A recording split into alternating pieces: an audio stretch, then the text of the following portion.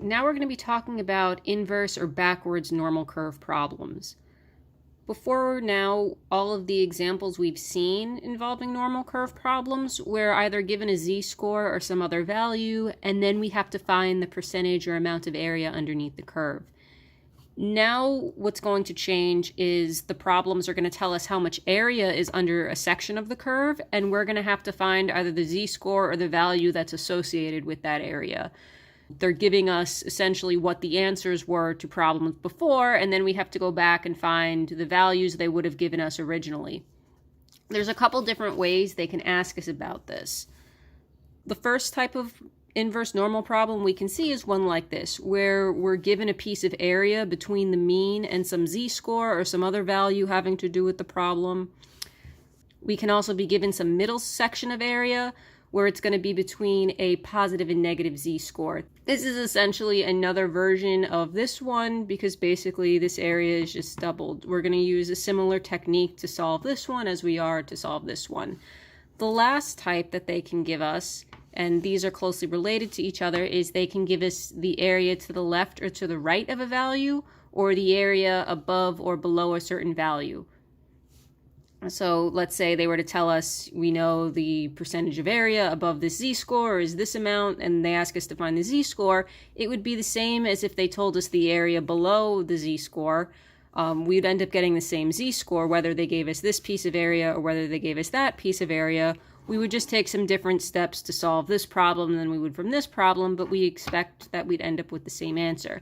So now what we're going to do is we're going to go through some examples of all of these different types. We're going to show you how to solve them with the tables, and then in another video I'm going to show you how to solve them with the calculator. Suppose the percent of data under the standard normal curve between z equals 0 and z equals question mark is 32.12%. Find the corresponding z-score. So that means they want us to find this missing z-score over here. Now the way that we would do this is similar to how we would do the other problems. The first thing I'd recommend doing is drawing a picture so you can get an idea of what's going on. Now what they tell us is we're going between z equals 0 and z equals something else. So 0 is the mean, which is right there, and then the z that we don't know is over here. This is the piece of area we have, and we know that this area is 32.12% or 0.3212. What they want us to do is find this missing value over here. Luckily, the way our normal curve table works is gives us area exactly like this. If we knew what the z-score was and we were to look it up on the table, we would see 0.3212 or a number very close to it if this number isn't exactly on the table. So what we'll do is we'll go to our table and we'll look to see if we can find this number or a number very close to it. So to try and get a better idea of this, okay, 0.31 and then 0.34 here, it's going to be somewhere around here. And then, okay, here we see 0.3212. This matches exactly what we were looking for. Now what we would do is we're going to go backwards and find what value is associated with it. So that's 0.9, and then if we go up here, 0.02. So this tells us z is equal to 0.92. So we wanted to look for this value on the z-table, and then when we found it, we found the associated z-score was 0.92. Now we'll look at another type of area. So in this example, we want to find the z-scores associated with the middle 64.24% of data under the standard normal curve.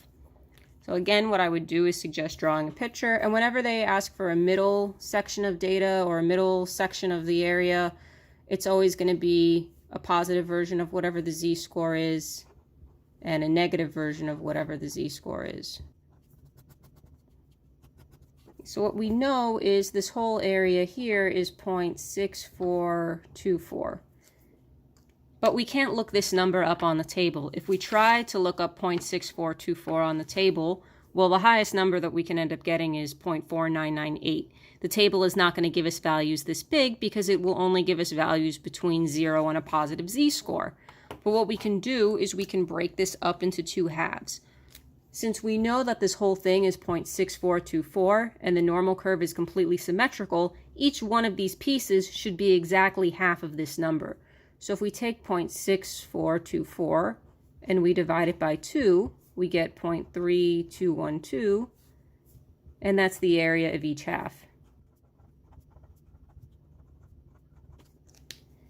Now that we have this value, a piece of area between 0 and some positive z-score, this is a number that we can look up on the table.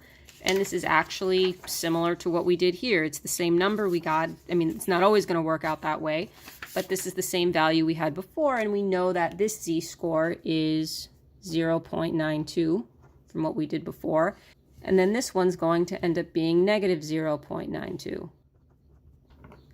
Now we'll look at the last type of problem where they're going to give us the amount above or below a particular z-score. Let's say they ask us to find the z-score associated with the upper 10% of data under the standard normal curve. Another way they could ask us to find the same z-score is to say find the z-score associated with the lower 90%. So we'll draw pictures of both of these, but first we'll deal with if we're looking at it as the upper 10%. Now, when they say the upper 10% of data, what that means is the highest 10%, and the highest 10% is over here. So the upper 10% is going to be over here, and this is the z-score that we're looking for. Right, so this would be upper 10%. If we had drawn a picture for if they had asked us about this problem the other way, and we were looking for the lower 90%, well, that's going to be the amount in this area, so below whatever the score is. So let's go back to looking at this picture. Now, we can't look up pieces of area like this. So what we would want to do here is, well, we could figure out what this area is in here, and we could look that up, and we know that this z-score is going to be the same. So if they had given us the amount of area in this section instead, this would still give us the same z-score. And we know how to find this because we know these two pieces together have to add up to 0.5. So this piece of area inside here is going to be 0.4. Right? If this is 0.10, or this would be 0.40. So 0.4 plus 0.1 gives us 0.5, which is the whole half of the curve. So now what we're going to try and do is look for 0.4000 or something as close as we possibly can get to just 0.4 on our z-table to figure out what this value could be. So if we go looking in here, let's see what we have. Okay, so here we have 0.4032, which is pretty close, but maybe there's something closer, so this is a possibility. I don't think we'll find that one exactly. We have here 0.3997, that's 0.003 away. Here we have 0.4015. This is the closest we can get. So now we'll go backwards and we see, okay, we have 0.08 over here, and then if we go along this way, we have 1.2, so this will be 1.28.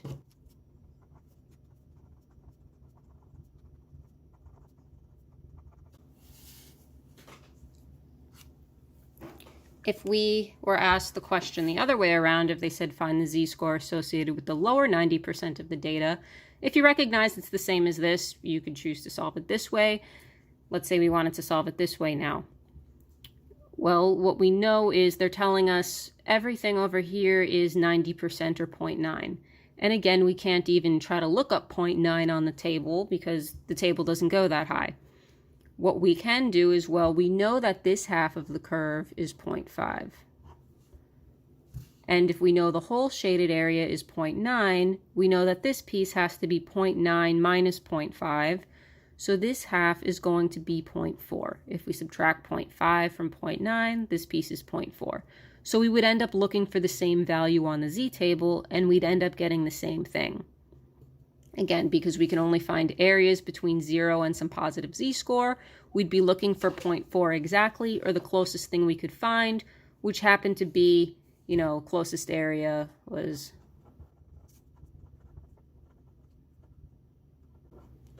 closest thing on the z-table was 0.3997, which gave us z is equal to 1.28, so we would go with 1.28.